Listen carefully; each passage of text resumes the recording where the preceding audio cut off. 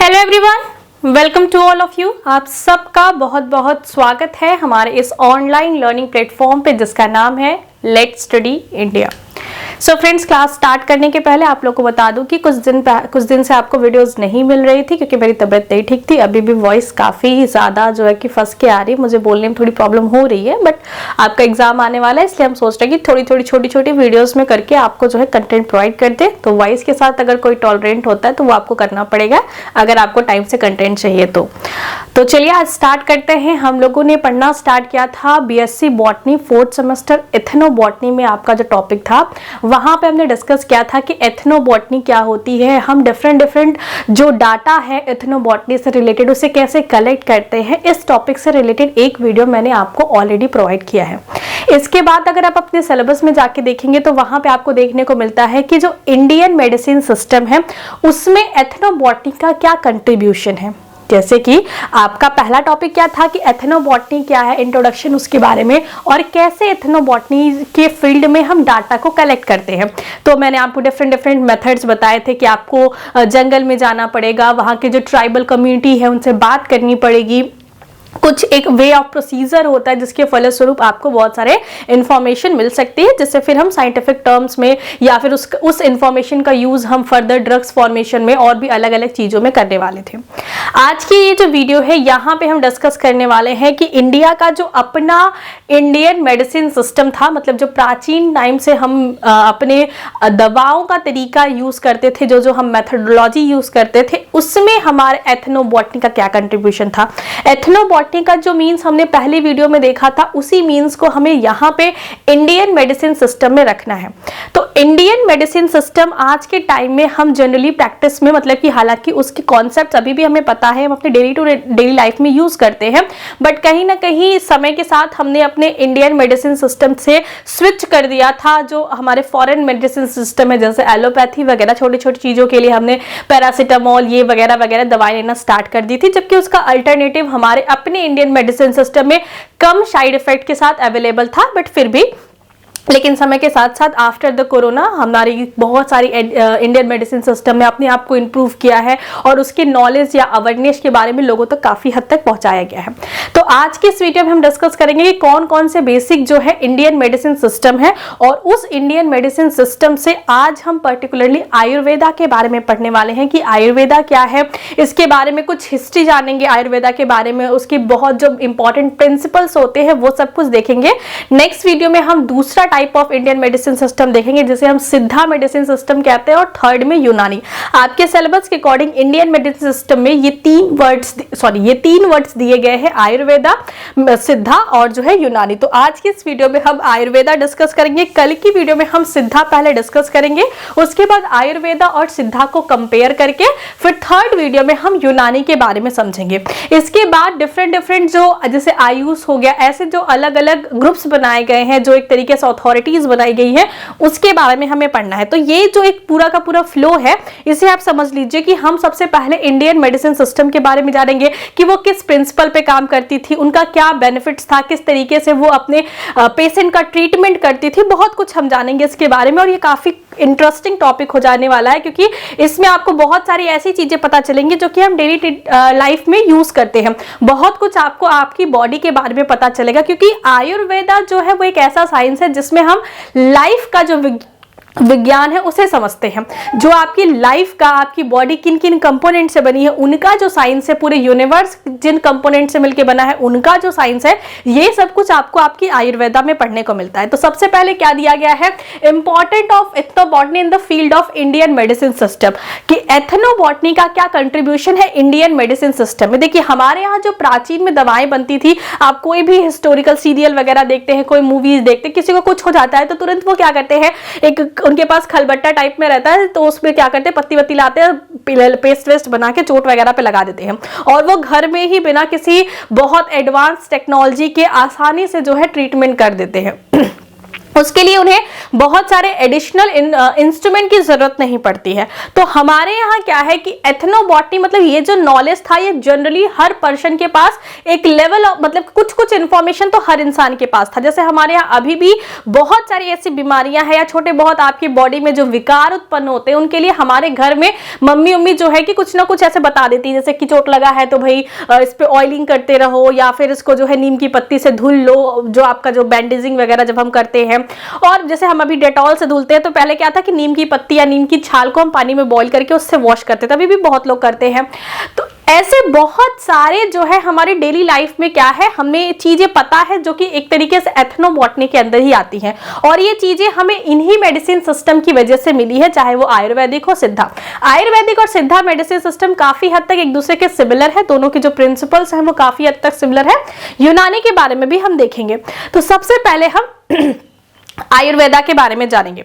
तो आयुर्वेदा क्या है, ये एक ऐसा विज्ञान है या कहा जाता है कि ये सबसे पुराना, आयुर्वेदा और सिद्धा में हमेशा एक तरीके से डिबेट रहता है कि कौन सबसे पुराना है। सिद्धा मेडिसिन सिस्टम वालों का कहना है कि ये शुरुआत की गई थी सिद्धा मेडिसिन सिस्टम की लॉर्ड शिवा द्वारा, शिव जी द्वारा ये जो है सिद्धा मेडिसिन सिस्टम की शुरुआत की गई थी। उन्होंने सबसे पहले बार इस चीज के बारे में पार्वती जी को बताया था, और फिर धीरे धीरे करके ये जो सिद्धा मेडिसिन सिस्टम है नारद मुनि द्वारा होते होते ये अगस्त्य ऋषि ग्रुप के जो ग्रुप्स थे वहां तक गया, और उन लोगों ने इसे आगे बढ़ाया। सिद्धा सिस्टम जो है वो आप जनरली इंडिया का जो आपका दक्षिण वाला हिस्सा है, जैसे आपका जो केरल तमिलनाडु ये वाला हिस्सा है, यहाँ पे सिद्धा मेडिसिन सिस्टम आज भी काफी ज्यादा प्रैक्टिस किया जाता है, और यहाँ पे यहाँ के लोगों के पास इसके बारे में काफी इंफॉर्मेशन है। और आयुर्वेदिक मेडिसिन सिस्टम का क्या कहना है कि ये इन दोनों में हमेशा डिबेट रहता है कि कौन सबसे पुराना है। दोनों अपने आप में काफी प्राचीन समय से प्रयोग में लाए जाने वाले मेडिसिन सिस्टम है। आयुर्वेदिक में अगर हम बात करें तो आयुर्वेदिक जो सिस्टम है ये कहता है कि हमारी जो बॉडी है वो 5 एलिमेंट से मिलकर बनी है। हमारी जो बॉडी है वो 5 एलिमेंट से मिलकर बनी है। पहले हम आयुर्वेदिक मेडिसिन सिस्टम को समझेंगे और उसके बाद एथनोबॉटनी का इसमें जो कंट्रीब्यूशन है वो सारी चीजों को देखेंगे। तो आयुर्वेदिक मेडिसिन सिस्टम कहता है कि हमारी बॉडी जो है वो 5 एलिमेंट से मिलकर बनी है। शक्तिमान अगर बचपन में किसी ने देखा होगा तो उसमें भी यही दिखाया जाता है कि जो शक्तिमान सबसे ज्यादा शक्ति वाला रहता है उसकी भी बॉडी जो है वहां पे जो उनके योगी जी रहते हैं, मतलब Yogi ji not the CM of the UP, मतलब कि योगी मतलब जो योग वगैरह करते हैं, जो उनके ऋषि मुनि रहते हैं, वो 5 तत्वों से ही मिला के जो है कि शक्तिमान का फॉर्मेशन करते हैं। एक सीन में वो जो है अपने 5 फॉर्म को अलग अलग करके भी पूरी क्या कहते हैं वो जो सिटी रहती है उसको बचाता है। ऐसे कुछ सीन्स शक्तिमान में है, तो वहां से आप रिलेट कर सकते हैं कि आयुर्वेदा कहता है कि कोई भी ऑर्गेनिज्म, चाहे वो सिंगल सेल हो, चाहे वो प्लांट्स हो, चाहे वो एनिमल्स हो, मतलब उसने कहा कि हर लिविंग ऑर्गेनिज्म की जो बॉडी होती है वो 5 एलिमेंट से बनी होती है। कहा गया है छित जल पावक गगन समीरा। छित का मतलब यहां पे हो जाती है पृथ्वी से, छित जल, जल का मतलब आपका वाटर हो गया, पावक मतलब अग्नि हो गया, गगन मतलब आसमान हो गया, और समीरा मतलब हवा हो गई। तो ये 5 तत्व हैं जिनसे मिलके हमारे इस अधम शरीर का फॉर्मेशन होता है। ये बात कहता है कौन? आयुर्वेदा। तो आयुर्वेदा के अनुसार चाहे कोई एनिमल्स बॉडी हो, एनिमल में चाहे वो ह्यूमंस हो, चाहे प्लांट बॉडी हो, चाहे कोई बर्ड्स बॉडी हो, कोई भी बॉडी हो, कोई भी लिविंग बीइंग्स हो, उनकी बॉडी को बनाने के लिए ये 5 एलिमेंट्स यूज में आते हैं। अगर हम 5 एलिमेंट्स के नाम लिखें तो क्या कहा गया है कि ये होती है, जैसे हमारी पृथ्वी हो गई या धरती जिसे हम कहते हैं, तो क्षिति का मतलब होता है धरती, क्षिति जल, जल, पावक मतलब अग्नि, क्षिति जल पावक, गगन मतलब आकाश, समीरा मतलब हवा। समीर कहते हैं ना कि वायु का जो पर्यायवाची है उसे समीर भी कहते हैं। तो क्षितिज जल पावन गगन समीरा, ये क्या है? ये हमारे 5 एलिमेंट्स हैं जिनसे मिलके हमारे बॉडी बनती है। ये सेम चीज जो है सिद्धा मेडिसिन सिस्टम भी कहता है कि क्षितिज जल पावन गगन समीरा, 5 तत्व मिले अधहि शरीरा। तो ये जो है 5 तत्व, इनसे मिलके हमारे शरीर का निर्माण हुआ है, ये आयुर्वेद का कहना है। ठीक है, अब देखिए ये जो 5 तत्व हैं ये अलग अलग कॉम्बिनेशन में प्रेजेंट्स होते हैं। जैसे मेरी बॉडी है, आपकी बॉडी है, हम सब की बॉडी में ये 5 के 5 एलिमेंट्स प्रेजेंट हैं, लेकिन हर ऑर्गेनिज्म में जरूरी नहीं है कि इन एलिमेंट्स का जो डिस्ट्रीब्यूशन हो वो इक्वल हो, ऐसा आयुर्वेद कहती है। आयुर्वेद के अनुसार हमारे शरीर में क्या होता है, इन एलिमेंट्स का एक कॉम्बिनेशन प्रेजेंट होता है। जैसे मान लीजिए किसी के शरीर में जल और अग्नि का जो कॉम्बिनेशन है वो क्या है, वो ज्यादा मात्रा में है या प्रभावी है या डोमिनेंट कहते हैं। कुछ लोगों में हो सकता है कि जल और जो समीर है या जो गगन है इनका जो है कॉम्बिनेशन क्या है, ज्यादा होता है। तो ऐसे में ये 5 एलिमेंट्स हैं जिनके कॉम्बिनेशन से, इनका जो कॉम्बिनेशन है ये डिफरेंट हो सकता है। इनके डिफरेंट कॉम्बिनेशन की वजह से हमारी कंप्लीट बॉडी का फॉर्मेशन होता है, ऐसा आयुर्वेद सिस्टम में और सिद्धा सिस्टम में भी माना गया है। अब ये जो आपके पास एलिमेंट है इनके कॉम्बिनेशन से जो आपकी बॉडी बनती है उसके आधार पे हम आपकी बॉडी को बेसिकली 3 पार्ट्स में डिवाइड करके पढ़ सकते हैं। एक को हम कहते हैं वात, दूसरे को हम कहते हैं पित्त और तीसरे को हम कहते हैं कफ।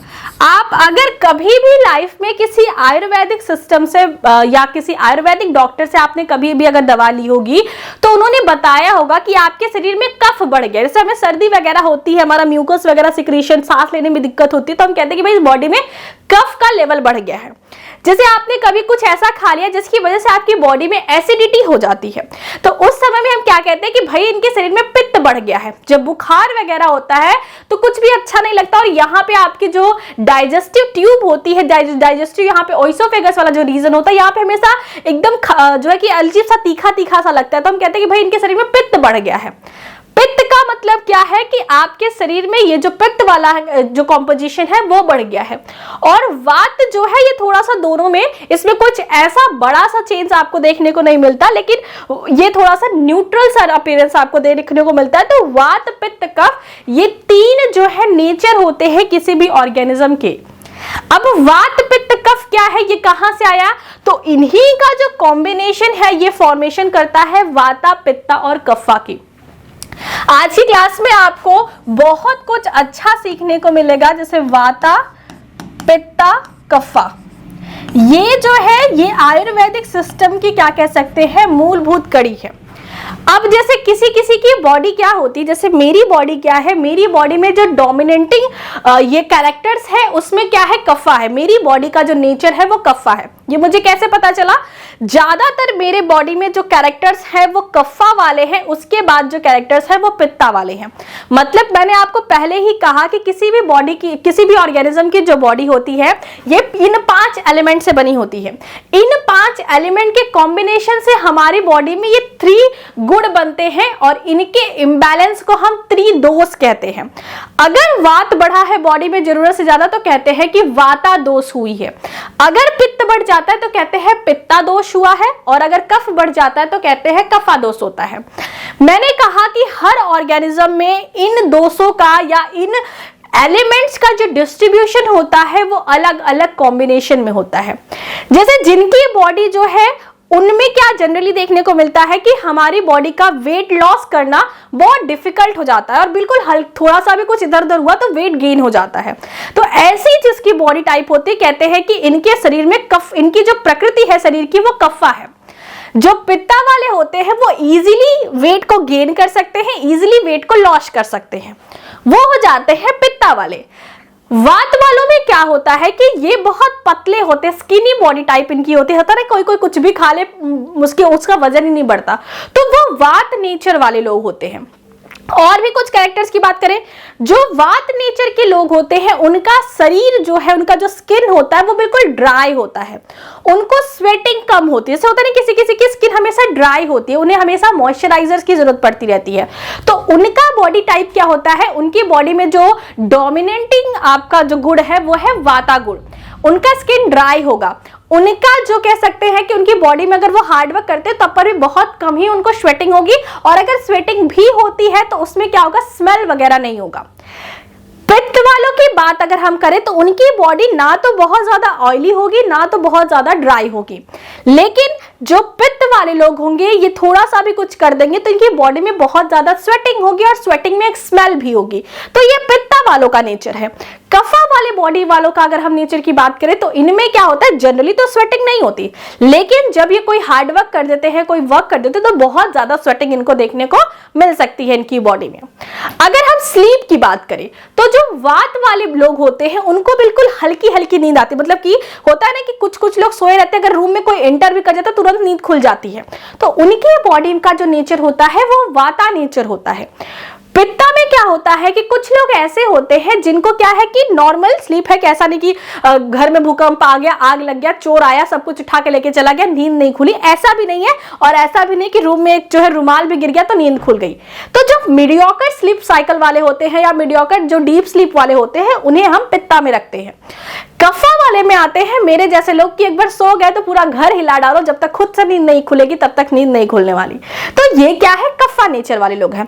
इस तरीके से आप अपनी बॉडी के कुछ जनरल फीचर्स को ट्रीट करके आप खुद को पता लगा सकते हैं कि आपका नेचर, आपका बॉडी टाइप कैसा है। ऐसे बहुत सारे सिम्टम्स होते हैं जिसके आधार पे, जैसे भूख की बात करें तो जो वात वाले होते हैं इनको ऐसे बहुत ज्यादा भूख नहीं लगती, मतलब कि इनको मिला टाइम से खा लिया, नहीं मिला तो कोई बात नहीं, कभी आज कभी मन करता है अच्छा अच्छा खाने का, या कभी मतलब कुछ अच्छा है तो कुछ ज्यादा भी खा लिया, नहीं तो कभी कभी पूरा दिन बिना खाए भी रह जाते, चल जाता है। पित्ता वाले क्या होते हैं कि इनको भाई खाना भरपूर चाहिए होता है। कुछ लोगों का क्या होता है, डाइजेशन काफी अच्छा होता है, कुछ भी खा लेते हैं, पचा लेते हैं, उनको उनका जो डोज ऑफ फूड होता है, मतलब जिनका खाने का दर होता है वो भी ज्यादा होता है। कफा वाले क्या है, इनको टेस्ट के लिए खाना चाहिए, मतलब इनको भूख के साथ साथ अगर मतलब कुछ टेस्टी बन गया है तो खा लेंगे, नहीं टेस्टी बना है तो नहीं खाएंगे, मतलब इनका टेस्ट के ऊपर मैटर करता है कि वो क्या खाएंगे और कितना खाएंगे। टेस्टी चीज मिल गया तो बहुत खा लिया, टेस्टी नहीं है तो 2 रोटी भी खा के काम चल जाएगा। तो ऐसे में बहुत सारे कैरेक्टर से आप समझ सकते हैं कि आपकी बॉडी टाइप क्या है। जनरली लोगों में एक डोमिनेटिंग दोष होता है, या कह सकते हैं ये इनमें से कोई एक जो गुण है वो डोमिनेटिंग होता है, दूसरा उससे कम होता है, तीसरा उससे कम होता है। तो जो आगे का सबसे ज्यादा डोमिनेटिंग होता है हम कहते हैं इनका ये नेचर है, और सेकंड वाले को भी इंक्लूड किया जाता है। तो इस तरीके से आयुर्वेदा के द्वारा आप जान सकते हैं कि आपका बॉडी टाइप कैसा है। बॉडी टाइप जानने का आप सोचेगा कि आप भाई मैम जान के क्या ही करेंगे, इनके हिसाब से आप अपने करियर को भी चूज कर सकते हैं। कैसे? वाता, पित्ता और कफा के आधार पे आपका जो एरिया है वो आप जान सकते हैं। जैसे जो लोगों का नेचर वाता होता है वो बहुत जल्दी किसी चीज को सीख लेते हैं, और लेकिन उतनी ही जल्दी किसी चीज को भूल भी जाते हैं। जैसे कुछ स्टूडेंट होते हैं कि कुछ भी लर्न करना होता तुरंत जो है उनके दिमाग में चीजें समझ में आ जाती हैं, लेकिन अगर वो रिवाइज नहीं करते तो तुरंत वो जल्दी से भूल भी जाते हैं। पित्ता नेचर वालों का क्या होता है कि ये कोई चीज लर्न करने में थोड़ा ज्यादा टाइम लगाते हैं एज कंपेयर टू वात, लेकिन एक लंबा टाइम तक वो उसको स्टोर कर पाते हैं। मतलब ना तो बहुत ज्यादा टाइम लगाते हैं लर्न करने में, ऐसा नहीं कि एक सिंपल सा कॉन्सेप्ट समझने में महीनों निकाल दिए और फिर जो है कि उसे महीने बाद भूल भी गए। तो पित्ता वाले क्या होते हैं कि वो वाता नेचर वाले लोगों से थोड़ा ज्यादा समय लगाते हैं किसी भी चीज को सीखने में, लेकिन वो थोड़ा ज्यादा समय लगाते हैं भूलने में भी। वहीं पे कफा वाले जो होते हैं इनका जो लर्निंग प्रोसेस होता है वो थोड़ा ज्यादा स्लो होता है एज कंपेयर टू वाता और पित्ता, लेकिन एक बार जो दिमाग में चीज क्लिक कर गई तो उसे बहुत लंबा टाइम तक ये सस्टेन कर पाते हैं। तो इसके आधार पे आप अपना फील्ड ऑफ इंटरेस्ट, आप अपना करियर चूज कर सकते हैं। जैसे जो वाता वाले लोग होते हैं इन्हें आप लीडरशिप दे सकते हैं, ये क्या करते हैं चीजों को एनालाइज करने के बाद उस पर रिस्पॉन्स करते हैं। जबकि जो पित्ता वाले होते हैं उनको जल्दी जल्दी गुस्सा आ जाता है, उनके अंदर जैसे होता है ना कि कुछ लोगों को बिना बात पे गुस्सा आ जाता है, छोटी छोटी बातों पे चिढ़ जाते हैं, तो उनका नेचर पित्ता होता है। तो ऐसे में ये सब कुछ जान के आप अपने बिहेवियर को कंट्रोल कर सकते हैं। आप अपने जो आपके स्ट्रॉन्ग पॉइंट है, जो वीक पॉइंट है, उसके हिसाब से आप अपना डाइट प्लान मेंटेन कर सकते हैं, अपना करियर चूज कर सकते हैं, और ये काफी टाइम मतलब काफी हद तक ये आपके लिए बेनिफिशियल होता है। जिनका नेचर कफा होता है उन्हें ठंडी चीजों को अवॉइड करना चाहिए, जैसे कोल्ड ड्रिंक्स हो गया, आइसक्रीम्स हो गए, और जो ठंडे नेचर जैसे चावल वगैरह हो गया तो रात में खाना अवॉइड करना चाहिए। और इन्हें जो चीजें कह सकते हैं जो गरम नेचर की हो, जैसे मसाले हो गए, तो जो हमारे स्पाइसेस हैं, चाहे वो काली मिर्च हो गई, इलायची हो गई, चिलीज हो गए, इन सब का इंटेक थोड़ा बढ़ाना चाहिए। और वात वालों को क्या करना चाहिए कि वात वालों को थोड़ी, वात और पित्त वालों को क्या करना, थोड़ी ठंडी चीजों को अपने डाइट में इंक्लूड करना चाहिए। वात वालों को थोड़ा सा अपनी बॉडी में जो ऑयली चीज होती है उसे इंसर्ट करना चाहिए, और कफ वाले लोगों को ऑयली चीजों को अवॉइड करना चाहिए। तो इस हिसाब से आप अपने डाइट प्लान को भी मेंटेन कर सकते हैं। जैसे होता है ना किसी किसी को, जैसे घर में 4 लोग, अगर घर में चारों लोगों ने शाम को कोई ठंडी चीज खाई, मान लो कोई ऐसा फ्रूट खा लिया जो ठंडी तासीर का है, तो सब बीमार नहीं होते। लेकिन कोई कोई घर में ऐसा होता है जिसको उससे दिक्कत हो जाती है, उससे वो अगर रात में थोड़ा सा भी आइसक्रीम खा लिया, थोड़ा सा भी नहा, मतलब कि रात में अगर भीग गया या नहा लिया, तो उसको तुरंत जो है कि सर्दी वगैरह हो जाती है। तो उनका नेचर क्या होता है, ठंडा नेचर होता है, उनका नेचर कफ्फा नेचर होता है। पित्ता वाले रात में 1 बजे नहाए, 12 बजे नहाए, 2 बजे नहाए, उनको कोई फर्क ही नहीं पड़ता, क्योंकि बॉडी बहुत ज्यादा हीट है, उसे कूल डाउन करने की जरूरत है। बहुत कुछ सीख लिया हमने, लेकिन अब कुछ ऐसी चीजें भी सीख लेते हैं जो कि आपको आपके एग्जाम पॉइंट ऑफ व्यू से इंपॉर्टेंट है।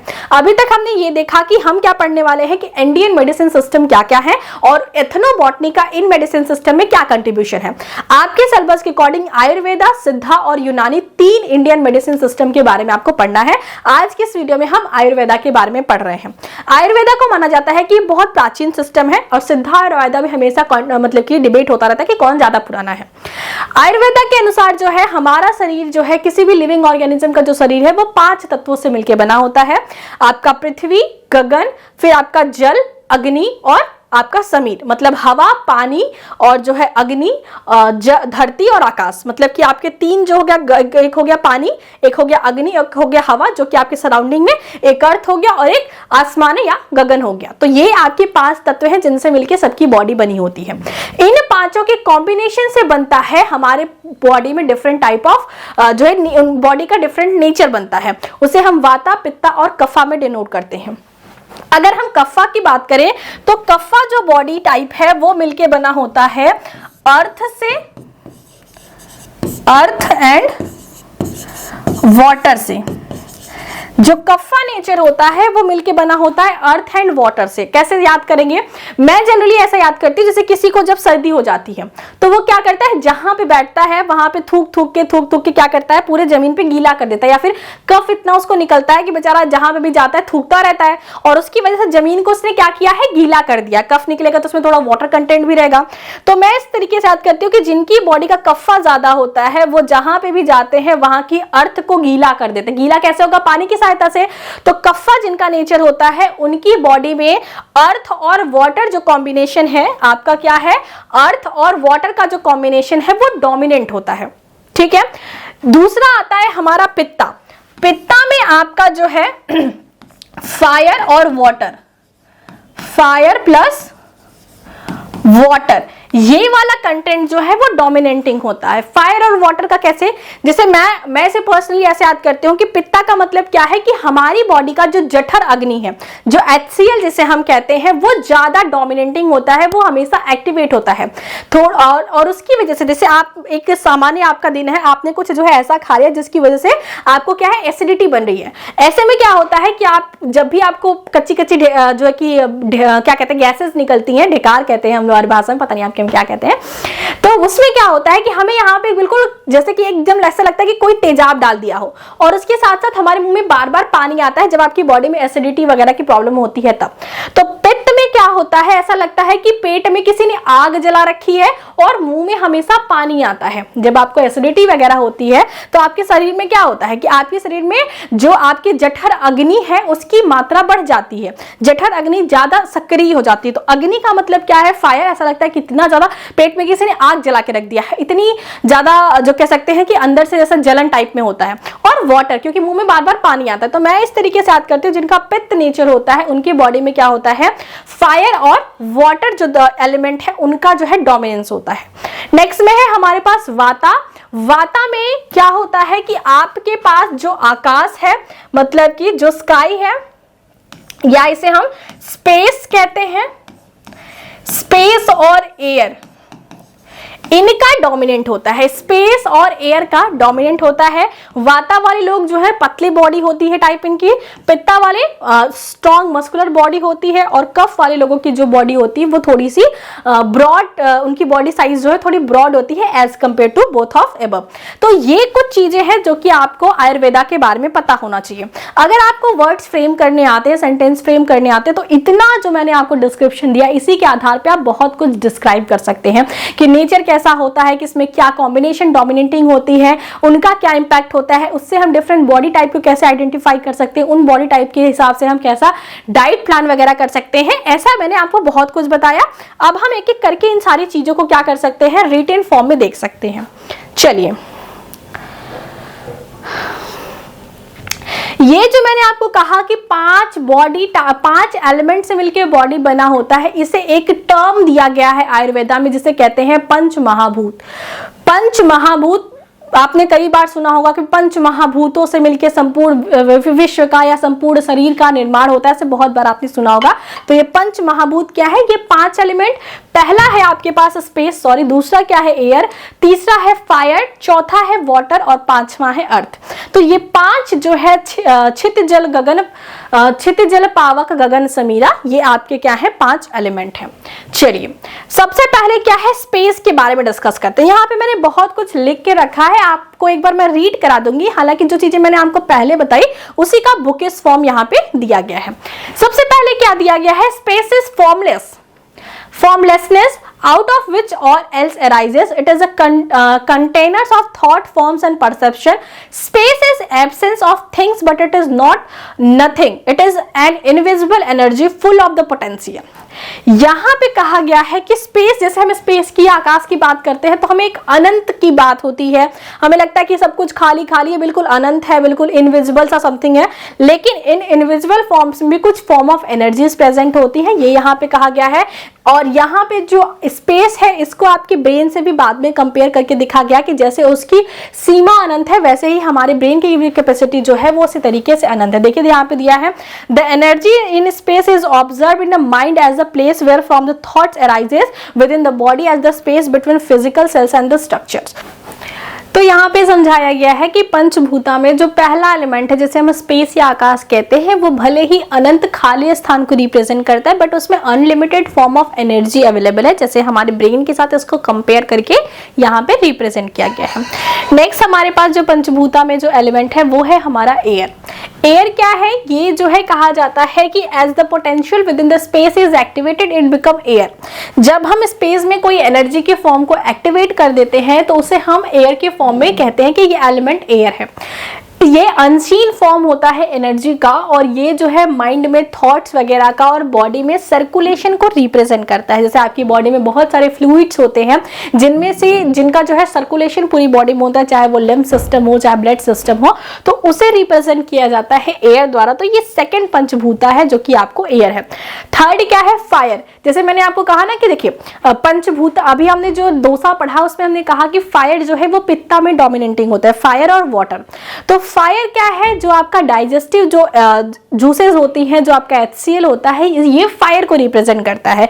और आपकी डाइजेशन का बहुत हद तक जो चीजें मैटर करती हैं वो फायर पे डिपेंड करती हैं। क्या दिया है, fire transform and liberates energy. जो फायर है वो एनर्जी को फॉर्म करने में या एक फॉर्म से दूसरे फॉर्म में चेंज करने के लिए यूज किया जाता है। With in the mind fire governs the digestion of ideas, while in the body it's physically empowered the digestion of the food। जो दिया गया है कि माइंड में जो फायर है, माइंड में जो फायर एलिमेंट है वो क्या करता है, आपके आइडियाज वगैरह के लिए रिस्पॉन्सिबल होता है। जबकि फिजिकल बॉडी की अगर हम बात करें तो यहाँ पे फूड डाइजेशन के लिए आपका जो फायर एलिमेंट है वो रिस्पॉन्सिबल होता है। Both ideas and food create energy on their respective level of influence, as such it said that fire creates energy. चाहे आपके माइंड में कोई थॉट्स आते हैं जिससे आप इंप्लीमेंट करते हो, वहां से आपको एनर्जीज फॉर्म मिले, या फिर आपका जो फूड डाइजेस्ट करके आपकी बॉडी में जो फिजिकल एनर्जी है वो मिले, दोनों जो है वो फायर की वजह से होता है। इसलिए कहा जाता है कि फायर जो है वो कहा जाता है कि ये आपको एनर्जी प्रोवाइड करता है। तो वो फायर वाले डायलॉग तो आपको याद ही होंगे। नेक्स्ट में क्या है, वाटर। वाटर जो है हमारे दो टाइप ऑफ पित्ता जो डोसा है उसमें डोमिनेटिंग होते हैं, चाहे वो कफ्फा हो चाहे वो पित्ता हो। तो पित्ता को बैलेंस करने के लिए भी वाटर एक इंपॉर्टेंट फैक्टर्स की तरह काम करता है। कहते हैं ना कि खाना खाने के जस्ट बाद पानी नहीं पीना चाहिए, क्योंकि उस समय हमारा डाइजेशन के लिए जो जूसेस बनती है उससे अगर हम पानी पी लेते हैं तो वो डाइल्यूट हो जाती है, और जो फूड का डाइजेशन है, या कह सकते हैं कि आग के ऊपर अगर पानी डाल दोगे तो वो क्या होगी, ठंडी हो जाएगी। तो वैसे ही हमारे डाइजेशन सिस्टम में जो HCl बनता है, जो जूसेस बनती है, अगर हम उसमें वाटर ऐड कर देते हैं तो वो अपने कंसंट्रेटेड फॉर्म से डाइल्यूट फॉर्म में कन्वर्ट हो जाती हैं। तो यहाँ पे वाटर दिया गया है। वाटर प्रोवाइड नरिशमेंट, ये आपको नरिशमेंट देता है। बॉडी का 70% है वो बॉडी वो वाटर एलिमेंट से ही मिलकर बनी है। It is act as a medium for the movement while offering protection from the drying, heating and compressing influence of the other elements. कहा गया है कि ये आपकी बॉडी में एक मूवमेंट, आपकी बॉडी में एक तरीके से प्रोटेक्शन प्रोवाइड करती है। जो विशरल ऑर्गन आपके होते हैं, जैसे आपका लंग्स हो गया, आपका हार्ट हो गया, तो इन सारे ऑर्गन्स के क्या होते हैं कि बाहर एक लिक्विड पाया जाता है। उस लिक्विड में क्या होता है कि बाहर से जब भी कोई फिजिकल चोट लगती है, मतलब आपको कोई फिजिकली चोट वगैरह लग जाती है, तो उससे क्या होता है आपके जो सॉफ्ट ऑर्गन या इंपॉर्टेंट जो विसरल ऑर्गन है उनको जो है प्रोटेक्ट किया जाता है। तो वाटर एक तरीके से प्रोटेक्शन एलिमेंट्स की तरह भी मतलब वर्क करता है। Water present in the mind as a love and compassion in the body as any liquid substance. Mind में अगर बात करें तो लव और कंपेशन के लिए वाटर को रिप्रेजेंट किया जाता है, और बॉडी में जो है कि इसे लिक्विड जैसे ब्लड हो गया, इन सारी चीजों में वाटर का यूज किया जाता है। नेक्स्ट में है हमारा अर्थ। जो है अर्थ क्या है, ये एक प्रकार के एलिमेंट है जो कि आपको सॉलिड, स्टेबल और स्टेबिलिटी को रिप्रेजेंट करता है। जिनकी बॉडी में अर्थ का वो ज्यादा होता है, वो अपनी चीजों पे अडिग रहते हैं, स्टेबल रहते हैं, उनमें धैर्य ज्यादा होता है। इन सारी चीजों को रिप्रेजेंट करता है आपका earth. Most of what you see when you look at the nature is composed of earth element. आप सेम नेचर में रह के भी कुछ लोगों को कुछ चीजें इंपॉर्टेंट लगती हैं, किसी को कुछ और चीज ज्यादा इंपॉर्टेंट लगती है। ये जो नजरिया होता है आपको चीजों को देखने का, ये आपके शरीर में प्रेजेंट अर्थ नेचर के ऊपर डिपेंड करता है। जैसे किसी लोगों को कोई कंपनी स्टैब्लिश होती है तो किसी से वहां पे इनकम, किसी के दिमाग में लगता है कि हाँ इससे जो है कि साइड के एरियाज में इतना डेवलपमेंट होगा, किसी को लगता है कि इसकी वजह से जो पोल्यूशन होगा उसका लोगों के ऊपर क्या इंपैक्ट होगा, किसी को लगता है कि इनकी वजह से जो है कि हमारे यहाँ ट्रांसपोर्ट सिस्टम अच्छे हो जाएंगे, इसकी वजह से जो है कि हमारे वर्ल्ड में इंडिया का कुछ नाम हो जाएगा। ऐसे ऐसे सबके अलग अलग पर्सपेक्टिव होते हैं किसी भी चीज को देखने के लिए। तो ये आपके अर्थ नेचर पे ही डिपेंड करता है। It express itself as a solid structure within the body and grounded surety of the mind. तो ये चीज जो है ये आपके पंचभूता में आपका अर्थ है। अब लास्ट में हमने जो त्रिदोषा के बारे में बात किया उसके बारे में दिया है। सिद्धा मेडिसिन सिस्टम में भी त्रिदोषा के बारे में बताया गया और पंचभूता के बारे में बताया। दोनों में थोड़ा जो शब्दों का प्रयोग किया गया है वो थोड़ा सा ऊपर नीचे हो सकता है, लेकिन बेसिक जो कॉन्सेप्ट है वो सेम है।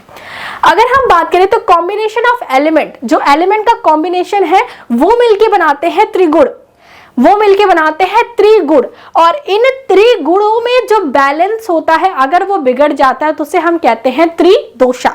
ये पांचों के पांचों जो एलिमेंट्स होते हैं ये मिलके हमारे शरीर का निर्माण करते हैं, और अगर इनमें जो है कोई डिसबैलेंस हो जाता है तो उसकी वजह से दोष उत्पन्न होते हैं, जिसे हम कहते हैं त्रिदोषा। त्रि का मतलब है तीन, दोषा का मतलब अवगुण या विकार। पहला वाता देखिए, वाता में है एयर, एयर के साथ साथ वाता में क्या है आपके पास ईथर, और ईथर को ही हम रिप्रेजेंट करते हैं किसके द्वारा, स्पेस के लिए। ईथर वर्ड जो यूज किया जाता है वो यूज किया जाता है स्पेस के लिए। और उसके बाद जो है पित्ता, जो है पित्ता में हम क्या देखते हैं, फायर देखते हैं और वाटर देखते हैं। मैंने आपको बताया कि जो पित्ता नेचर वाले होते हैं जब एसिडिटी हो जाती है तो हमें ऐसा लगता है पेट में किसी ने आग जला दिया, मुंह में बार बार पानी आ रहा है। तो इस तरीके से आप इसका कॉम्बिनेशन याद रख सकते हैं। कफ्फा का कॉम्बिनेशन याद रख सकते हैं कि कफ्फा में जिनको कफ हो जाता है जहां बैठते हैं वहां पे पूरी अर्थ को क्या कर देते हैं, गीला कर देते हैं थूक थूक के। तो अर्थ और वाटर का जो कॉम्बिनेशन है वो कफ्फा नेचर वाले लोगों में डोमिनेंट होता है। ठीक है, अब देखिए यहाँ पे भी वही सेम चीज दी गई है। यहाँ पे जो एथर लिखा गया है ये रिप्रेजेंट करता है स्पेस को। ठीक है, तो ये चीज आप याद कर लेंगे कि कौन कौन से कॉम्बिनेशन से किस टाइप का त्रिगुण बनता है, और इन त्रिगुणों में जो कह सकते हैं कि जो डिसबैलेंस होता है उसी से त्रिदोष उत्पन्न होते हैं। यहाँ पे भी वही सेम चीज है, तो अलग अलग फॉर्म में आपको चीजें दिखाई गई हैं, आप उस हिसाब से देख सकते हैं। देखिए यहाँ पे कुछ नेचर दिया गया है वाता, पित्ता और कफा वाले लोगों के लिए। तो वाता में जो होती है, मैंने आपको देखिए कहा ना कि ड्राई स्किन होती है, थिन हेयर्स होते हैं, ये छोटी छोटी बातों पे एंग्शियस हो सकते हैं, नर्वस हो जाते हैं, कोल्ड वेदर इनको ज्यादा पसंद होता है, इनकी जो स्लीप होती है वो काफी कह सकते हैं काफी ऊपर ऊपर, डीप स्लीप इनमें नहीं होती, स्लीपलेस होता है। अगर हम पित्ता की बात करें तो इनकी बॉडी जो है मीडियम होती है, जबकि वाता वाले लोग क्या होते हैं, पतली बॉडी वाले होते हैं। इनके जो स्किन होती है वो जो है कि बहुत ज्यादा ऑयली नहीं होती है, मीडियम से इनकी हेयर होती है, ना तो बहुत पतला ना तो बहुत मोटा होता है। एंग्री, बहुत जल्दी इनको गुस्सा आ जाता है, छोटी छोटी बातों पे जो है कि गुस्सा करने लगते हैं। ब्रेन इनका शार्प होता है। हंगर, इनके अंदर भूख की प्रकृति जो होती है वो ज्यादा होती है, भूख लगा तो फिर शांत नहीं रह सकते, खाना टाइम पे मिलना चाहिए। उसके बाद क्या है, इनको हॉट वेदर जो है कि ज्यादा सुटेबल होते हैं।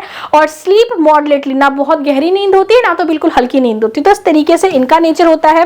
कफा की बात करें तो बॉडी जो है हैवी होती है, फैट का डिपोजिशन बॉडी के अलग अलग पार्ट में, जैसे बेली हो गया, थाई रीजन हो गया, नेक वाला रीजन हो गया, नेक का जो लेंथ है वो शॉर्ट हो गया, ये सब जो नेचर होते हैं ये हमें किसका देखने को मिलता है, ये हमें कफा वालों का देखने को मिलता है। फिर क्या दिया गया है कि स्किन जो है वो कैसी होती है, ऑयली होती है। ये काम माइंडेड होते हैं, जल्दी इनको गुस्सा नहीं आता, और एक बार गुस्सा आ गया तो फिर सब कहानी खत्म। जल्दी इनको गुस्सा नहीं आता, इनको गुस्सा करना या इनको एंगर में लाना थोड़ा सा डिफिकल्ट होता है। बातों बातों पे अगर आप इनको थोड़ा सा चढ़ाने बढ़ाने की कोशिश करेंगे तो इनके ऊपर इतना कुछ इंपैक्ट पड़ता नहीं है।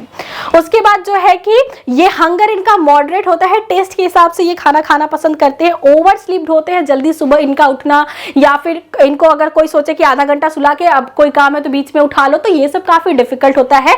ये वाता, पित्ता और कफा नेचर के लोगों की क्या होती है, कुछ प्रकृति होती है। आगे देखते हैं,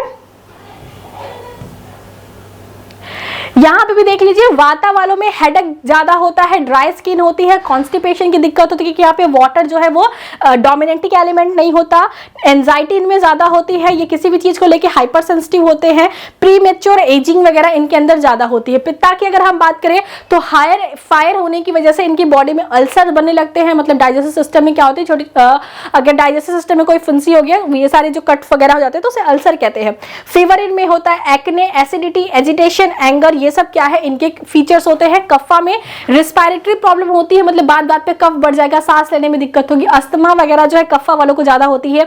इजिली ये वेट गेन कर लेते हैं। फ्लूइड रिटेंशन, इनकी बॉडी में क्या होता है कि अलग अलग बॉडी पार्ट्स में फैट का, फ्लूइड का डिपोजिशन होता है। एलर्जीज इनको होती है, और म्यूकस और ये म्यूकस वगैरह की प्रॉब्लम इनकी लाइफ में ज्यादा होती है। ये देख लीजिए, वाता, पित्ता और कफा। कफा की बॉडी थोड़ी सी ज्यादा हैवी है, पित्ता की बॉडी जो है वो बिल्कुल वेल सेटल्ड है, और जो वाता दोसा वाली होती है इनकी बॉडी क्या होती है, थोड़ी सी स्किनी टाइप की होती है, थोड़े पतले टाइप के लोग यहाँ पे होते हैं।